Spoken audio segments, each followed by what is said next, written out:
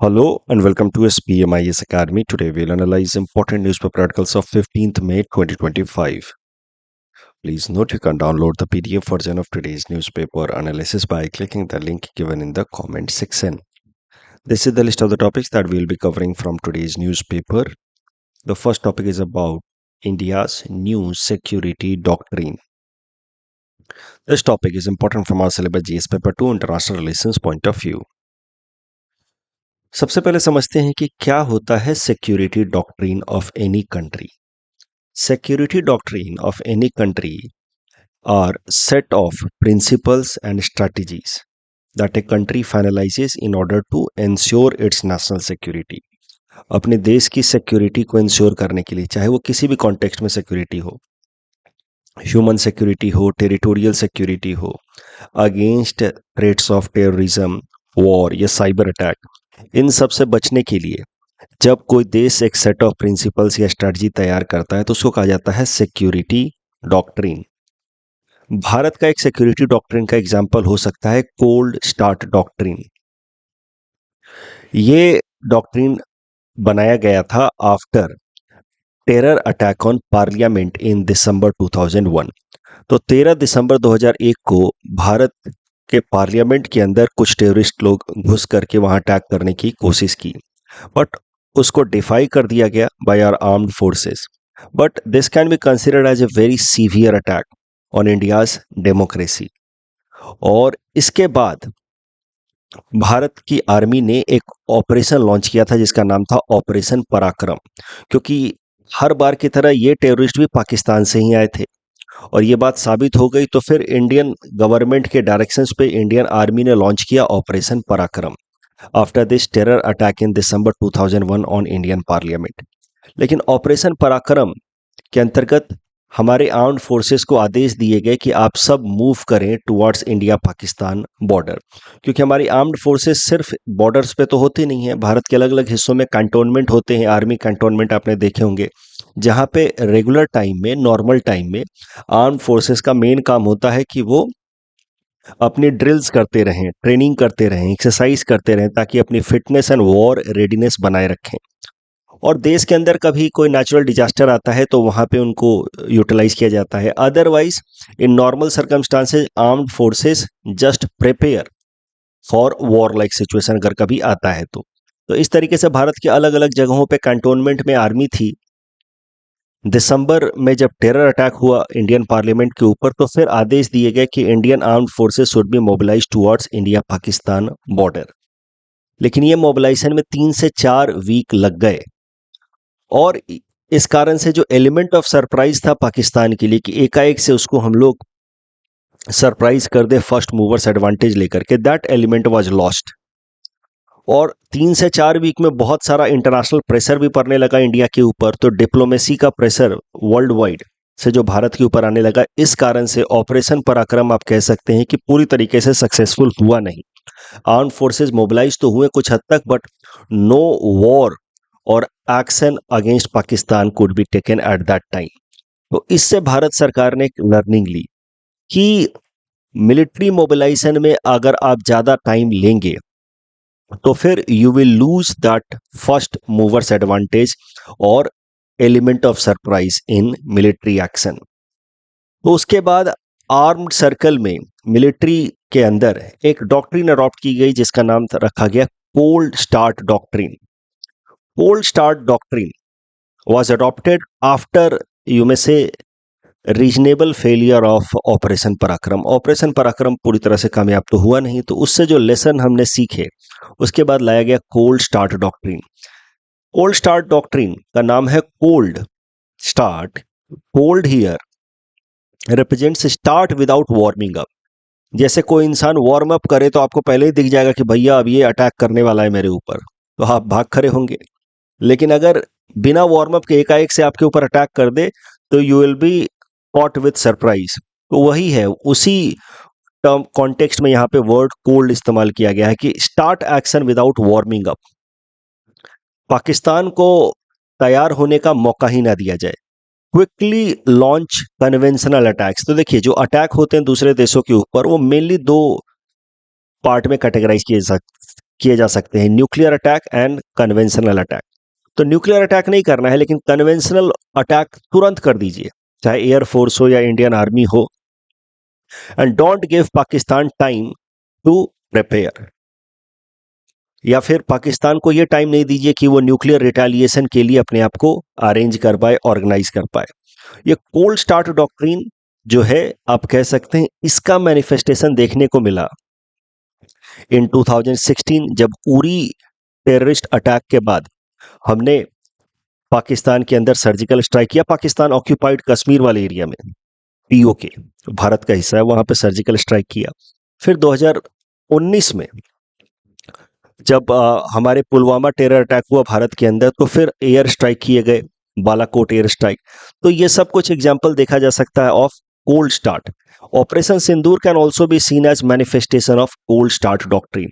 पाकिस्तान को लग रहा था कि टेररिस्ट अटैक हो गया, इंडिया भी अपनी मॉक ड्रिल वगैरह कर रहा है, मतलब सिविलियंस को तैयार करा रहा है कि कहीं वॉर हो जाए तो फिर उस केस में कैसे एक्ट करना है। और जिस दिन मॉक ड्रिल होने वाली थी सिविलियंस की, उसके एक दिन पहले ही पाकिस्तान के ऊपर अटैक हो गया।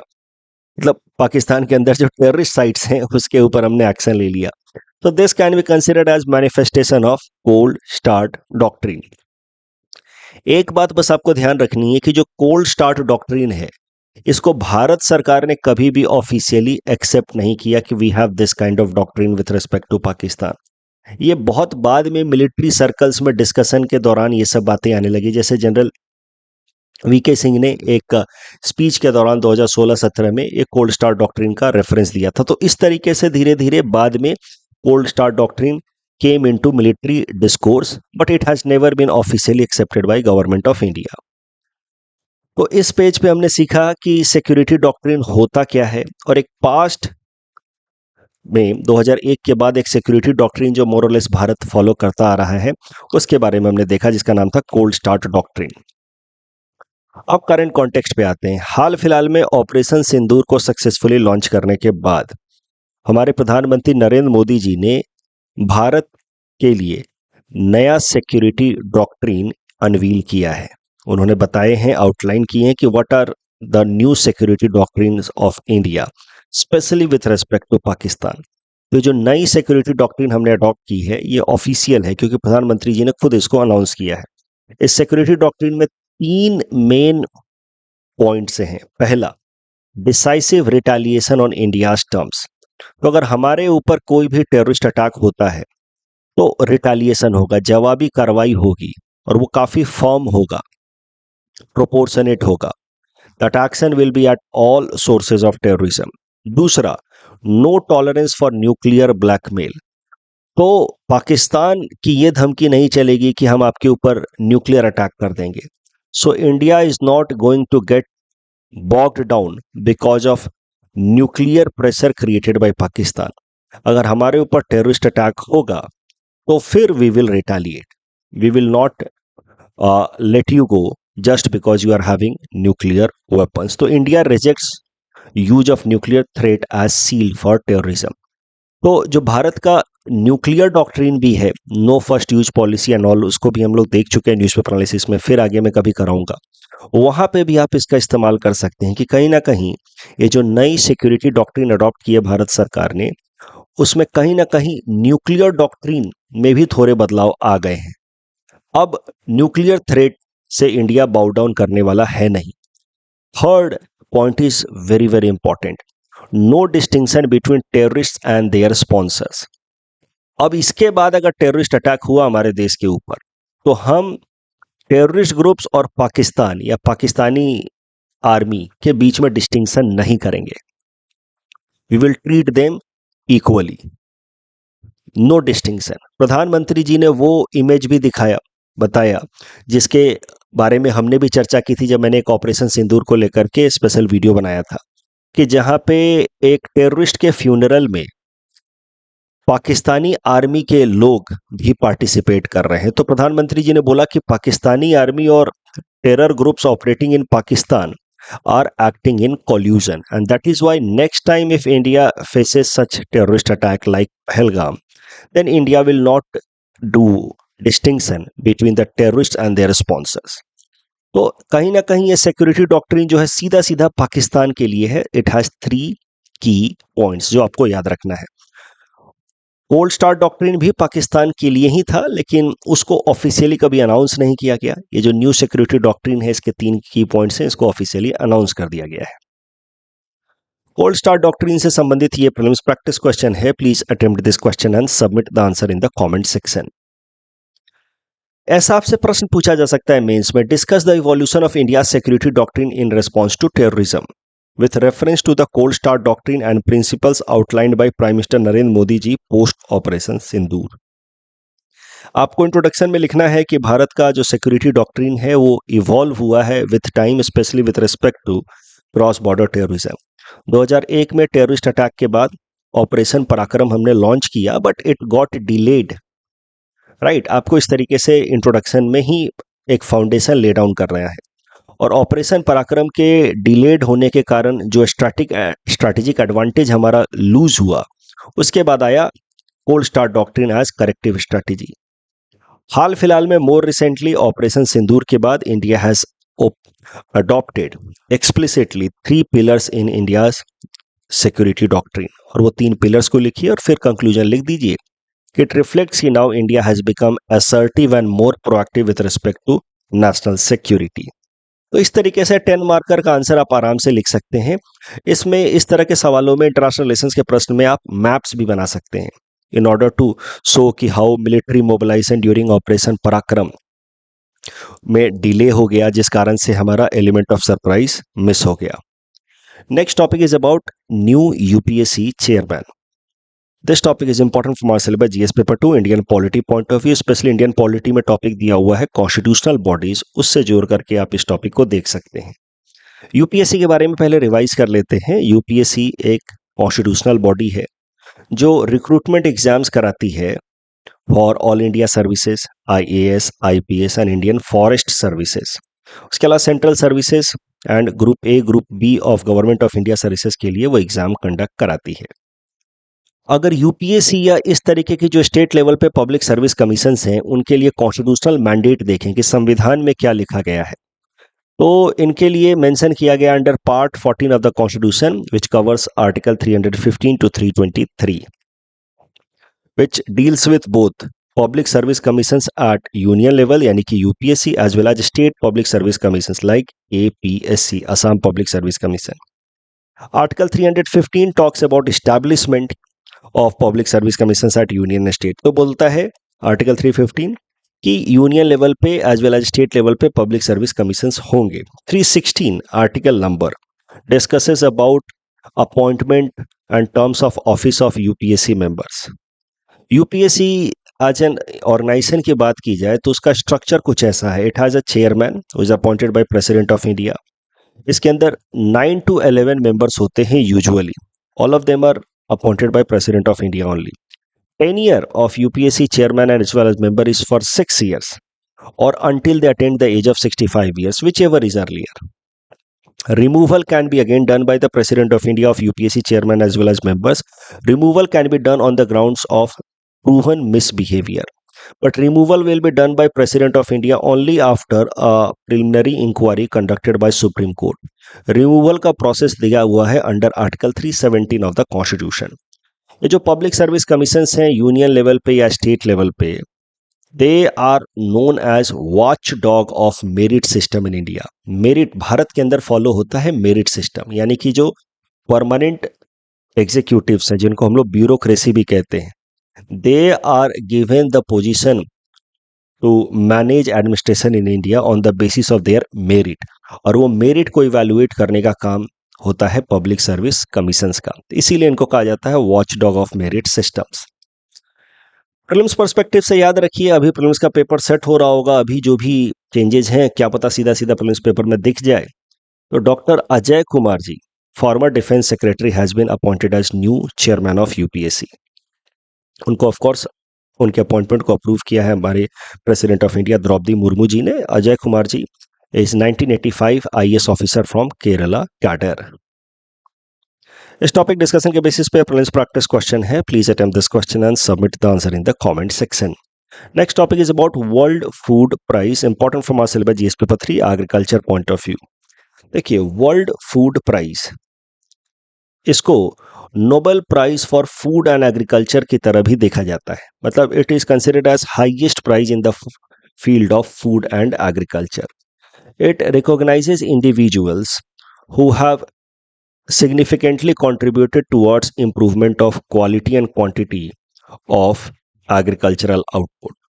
तो इंडिविजुअल्स को दिया जाता है जो एग्रीकल्चर के फील्ड में कुछ पायनियरिंग वर्क करते हैं।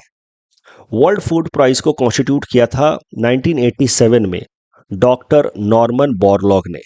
Doctor Norman Borlaug is known as father of green revolution across the world. He was an agricultural scientist और उन्होंने ऐसी टेक्नोलॉजी निकाली थी, high yielding variety of seeds for wheat as well as rice develop किए थे, जिसके कारण पूरे दुनिया भर में फूड प्रोडक्शन बढ़ा था। उनके इसी कंट्रीब्यूशन के कारण, जिस कारण से दुनिया भर में फूड प्रोडक्शन बढ़ा और ग्लोबल हंगर का प्रॉब्लम रिड्यूस हुआ, इसको रिकॉग्नाइज करते हुए डॉक्टर नॉर्मन बोरलॉग साहब को 1970 में नोबेल पीस प्राइज भी दिया गया। और डॉक्टर नॉर्मन बोरलॉग की ही कॉन्ट्रीब्यूशंस या उनकी टेक्नोलॉजी को फिर जब भारत में रेप्लिकेट किया गया तो भारत में भी ग्रीन रिवॉल्यूशन आया। डॉक्टर नॉर्मन बोरलॉग की टेक्नोलॉजी को भारत में लाकर के सक्सेसफुली इंप्लीमेंट करने वाले एग्रीकल्चरल साइंटिस्ट थे doctor MS Swaminathan ji. And that is why Dr. MS Swaminathan is considered as father of green revolution in India. Doctor Norman Borlaug ने जब 1987 में वर्ल्ड फूड प्राइज को एस्टैब्लिश किया तो पहला वर्ल्ड फूड प्राइज दिया गया डॉक्टर MS स्वामीनाथन जी को। आप देख सकते हैं from left doctor SP Kohli, professor MS Swaminathan and doctor Norman E Borlaug. All of them are examining wheat field in India. तो डॉक्टर नॉर्मन बोरलॉग ने डॉक्टर MS स्वामीनाथन के साथ खूब काम किया है भारत के अंदर फूड प्रोडक्शन को इम्प्रूव करने के लिए। ये जो वर्ल्ड फूड प्राइज कॉन्स्टिट्यूट किया गया 1987 में, पहला तो प्राइज दिया गया पहले साल डॉक्टर MS स्वामीनाथन जी को। 1989 में world food prize was conferred to doctor Verghese Kurien साहब, जिन्होंने अमूल का जो एग्जाम्पल है पूरे भारत में रेप्लिकेट किया और जिस कारण से व्हाइट रिवॉल्यूशन आया भारत में, milk production increased multiple times. तो डॉक्टर वर्गीज कुरियन साहब को भी मिल चुका है world food prize. Current news ये है कि Brazilian scientist doctor Mariangela Hungria will receive world food prize for 2025। इन्होंने कुछ ऐसे मेथड्स निकाले हैं जिससे nitrogen fixation from atmosphere to the soil can be accelerated, जिससे क्रॉप्स की ओवरऑल प्रोडक्टिविटी बढ़ाई जा सकती है, उनके न्यूट्रिशन लेवल को बढ़ाई जा सकती है, जिस कारण से अब लो कॉस्ट के इन्वेस्टमेंट के बावजूद भी agricultural output could be increase. तो she has developed some low cost technologies of nitrogen fixation which will help in improving crop nutrition and crop productivity. इस कारण से इनको वर्ल्ड फूड प्राइज 2025 के लिए चुना गया है। जो भी डिस्कशन हमने किया उसके बेसिस पे एक बेसिक प्रीलिम्स प्रैक्टिस क्वेश्चन है। Please attempt this question and submit the answer in the comment section. Ayurveda day, important from prelims exam point of view. देख लेते हैं, छोटा सा न्यूज है। भारत सरकार ने फैसला किया है कि 23 सितंबर को हमारे देश में मनाया जाएगा as Ayurveda day. Starting from this year 2025 से अब हर साल 23 सितंबर को हम लोग मनाएंगे आयुर्वेदा डे। 23 सितंबर का सिग्निफिकेंस क्या है? 23 सितंबर इज ऑटम इक्विनॉक्स। ये वो दिन है जहाँ पे दिन और रात, ये वो समय है जहाँ पे दिन और रात का लेंथ लगभग बराबर होता है, 12 घंटे के दिन 12 घंटे की रात। तो दूसरे तरीके से देखा जाए तो दिन और रात यहाँ बैलेंस में आ जाते हैं और बैलेंस ही एसेंस है आयुर्वेदा का। Ayurveda does not deal with mainly treatment, it mainly focuses on creating balance with nature, ताकि हम नेचुरल तरीके से स्वस्थ रहें। तो 23 सितंबर बैलेंस रिप्रेजेंट करता है डे और नाइट के बीच में। Ayurveda also stands for balance of our body, mind and spirit with nature. अपने आप हम हेल्दी रहेंगे and that is why 23 September has been chosen to be celebrated as Ayurveda day in India. इस टॉपिक डिस्कशन के basis पे prelims practice question है। Please attempt this question and submit the answer in the comment section. Chief justice of India से related पूछा गया था, कौन सा स्टेटमेंट इनकरेक्ट है? प्राइम मिनिस्टर ऑफ इंडिया तो अपॉइंट करते नहीं है, प्रेसिडेंट करते हैं, तो पहला स्टेटमेंट इनकरेक्ट है। दूसरा सही है, सीनियोरिटी जो है उसके बेसिस पे चीफ जस्टिस ऑफ इंडिया का अपॉइंटमेंट होता है। तीसरा अगेन गलत है, there is no specific constitutional provision talking about consultation, so first and third are wrong. E waste से संबंधित second statement is clearly wrong because China is world's largest producer followed by US. भारत तीसरे नंबर पे है। WTO में MFN का provision जो है तीसरा ऑप्शन सी रिप्रेजेंट करता है, country must extend any favorable trade to one should be extended to other countries also.